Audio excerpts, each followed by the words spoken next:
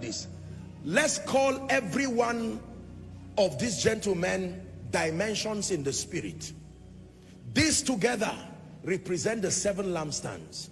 This man, for instance, has been given the gift in this example of revelation. You want to understand the mysteries of the kingdom? Come here. Say this man has been granted the grace for prayer and supplication.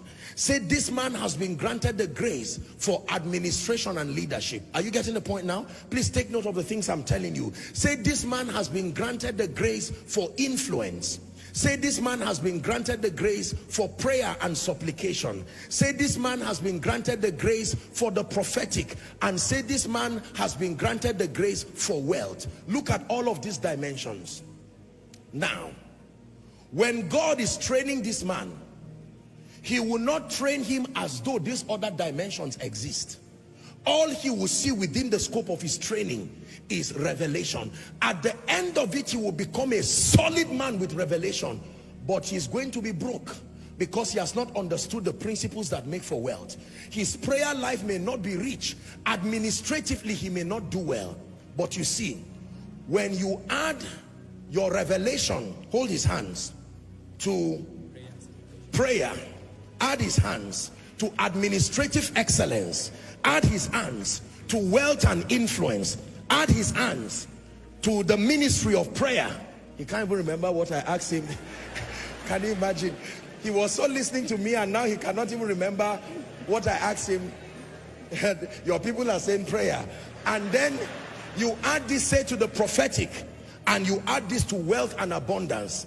This plus this plus this plus this plus this plus this plus this equal the body of Christ.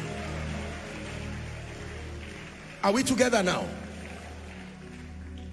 The ministry of revelation in this example, uniting with the ministry of influence and the ministry of administration and leadership, prayer, influence, prayer and supplication, the prophetic, wealth and abundance will produce a more perfect bride. Now, this man has people learning under him. This man has people learning under him. This man, and all of them are succeeding in their individual adventures, except that no one of them can produce the bigger picture. So, you continue your work building your people as far as your diligence is concerned. But do not be afraid to let them know that there are other dimensions needed that may not be captured in your experience.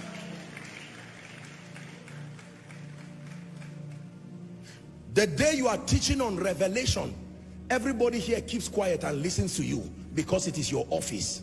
Where's my prayer man? When this man is praying, thank God for your revelation, but keep quiet and learn on prayers. Are we together? When this man is teaching on administration, don't just snore it away. It's not only demons that cause failure.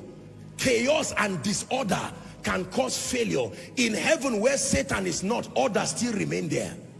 So you receive from this man, and then grace for influence. You may be anointed but still small. You need to access to know the dynamics of becoming a voice. Can I tell you, I pray and I look forward to the day that God in his infinite mercies will work on us men of God and purge our hearts from the guile of ego, the guile of that sense of self-consciousness, to a point where we can allow the various dimensions of the body to find expression to produce the kind of bride that Jesus is returning for.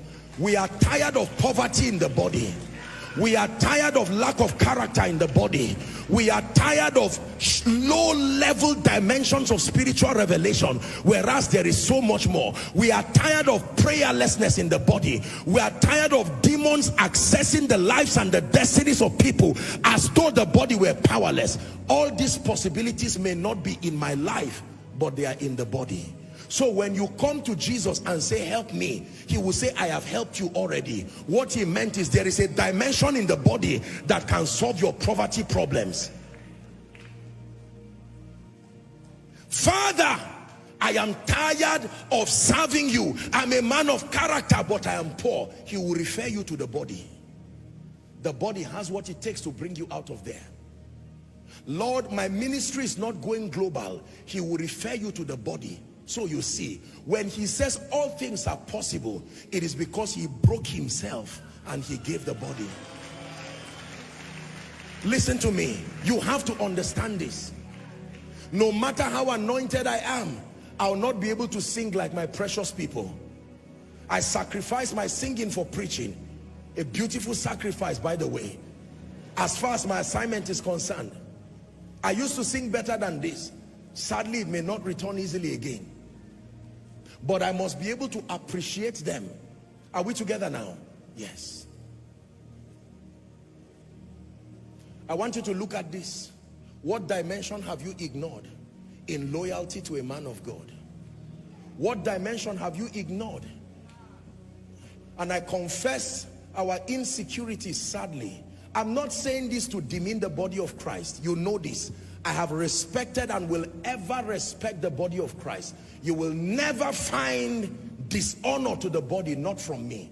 This is not an advocacy to look down on your pastor. This is not an advocacy to not be faithful. No, I am not teaching on faithfulness. In terms of administration and in terms of the call and assignment, everybody will have to be planted somewhere. But listen to me, I will still repeat that no single individual can carry the entirety of what is needed, but we can be beneficiaries of it.